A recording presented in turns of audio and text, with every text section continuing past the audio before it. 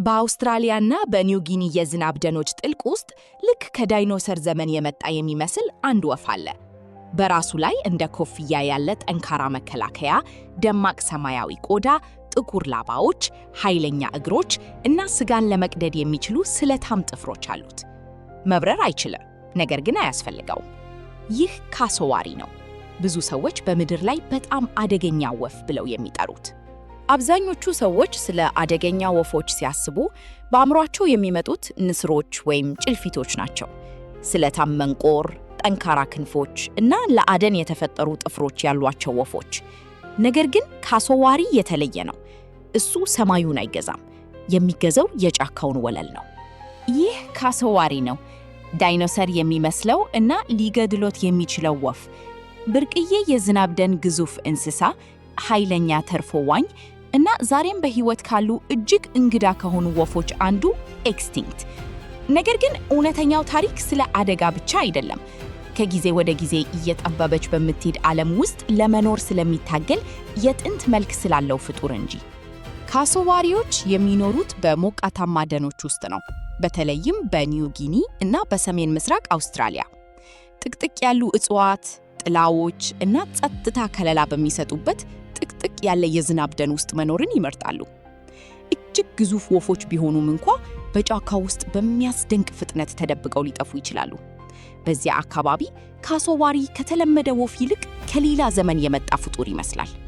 ካሶዋሪ በቅርጹ ምክንያት የታሪክ ቀደምት ስሜት ይሰጣል። በራሱ ላይ ያለው ረጅም መከላከያ ካስክ፣ ከባድ አካሉ፣ ኃይለኛ እግሮቹና ባለ 3 ጣት እግሮቹ ጥንታዊ መልክ ይሰጡታል። ላባዎቹ ከሩቅ ሲታዩ የተለመዱ የወፍ ላባዎች አይመስሉም። ይልቁንም ልክ እንደ ጥቁር ፀጉር ይመስላሉ። ብዙ ሰዎች ከዳይኖሰር ጋር የሚያነጻጽሩት ለዚህ ነው። ከካሶዋሪ እጅግ እንግዳ ክፍሎች አንዱ ካስክ፣ በራሱ ላይ ያለው እንደ ኮፍያ ያለ ጠንካራ አካል ነው። ሳይንቲስቶች ወፉ በጥቅጥቅ ያሉ እጽዋት ውስጥ እንዲንቀሳቀስ መርዳትን ወይም ምናልባትም በመገናኛ ላይ ሚና መጫወትን ጨምሮ የተለያዩ ሊሆኑ የሚችሉ ጥቅሞችን ጠቁመዋል። ትክክለኛ ዓላማው ምንም ይሁን ምን፣ ይህ ኮፍያ ካሶዋሪን በፍጥነት ተለይቶ እንዲታወቅ ያደርገዋል። ለወፉ መቼም የማይረሳ ገጽታ ይሰጠዋል። የካሶዋሪ በጣም አደገኛው ክፍል መንቆሩ አይደለም፣ እግሮቹ ናቸው። ካሶዋሪዎች ጠንካራ እግሮችና ስለታም ጥፍሮች አሏቸው። ይህም በውስጠኛው ጣታቸው ላይ ረጅም እንደ ጩቤ ያለ ጥፍርን ይጨምራል።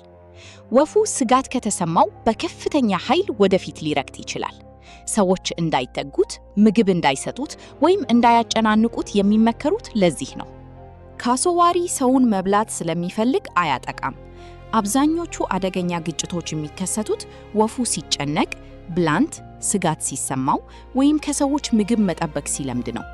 አንድ ሰው በጣም ከተጠጋ፣ በተለይም በጫጩቶቹ አቅራቢያ፣ ወፉ ሊያጓራ፣ ሊሮጥ፣ ሊዘል ወይም ሊረግጥ ይችላል።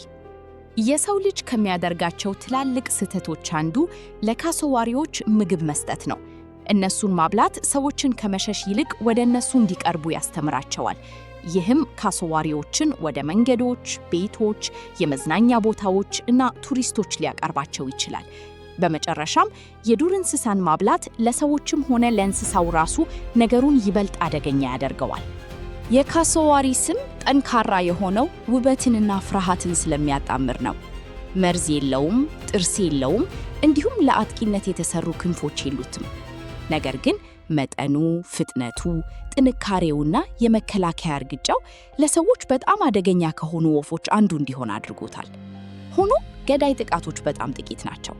ካሶዋሪ አደገኛ ነው፣ ነገር ግን ጭራቅ አይደለም። ካሶዋሪ የሚያስፈራ ብቻ አይደለም፣ በዝናብ ደን ውስጥ ካሉ እጅግ አስፈላጊ እንስሳት አንዱ ነው። ፍራፍሬዎችን ይመገባል፣ እንዲሁም ዘሮችን በጫካ ውስጥ ይበትናል። ይህም አዳዲስ እጽዋት እንዲበቅሉ ይረዳል። አንዳንዶቹ ፍራፍሬዎች ለትናንሽ እንስሳት ለመዋጥ በጣም ትልቅ ናቸው።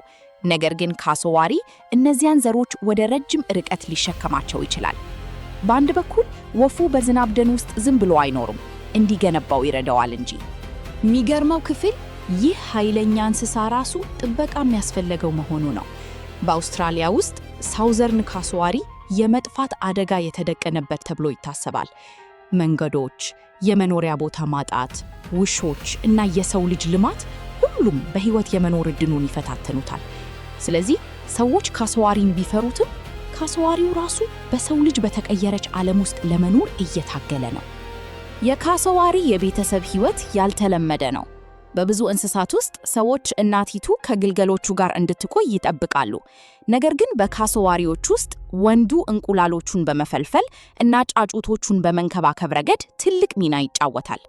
ትናንሽ ጫጩቶቹ አባታቸውን በጫካ ውስጥ ሲከተሉ ከጫካው ወለል ጋር ተደብቀው እንዲቆዩ የሚረዱ መስመሮች አሏቸው።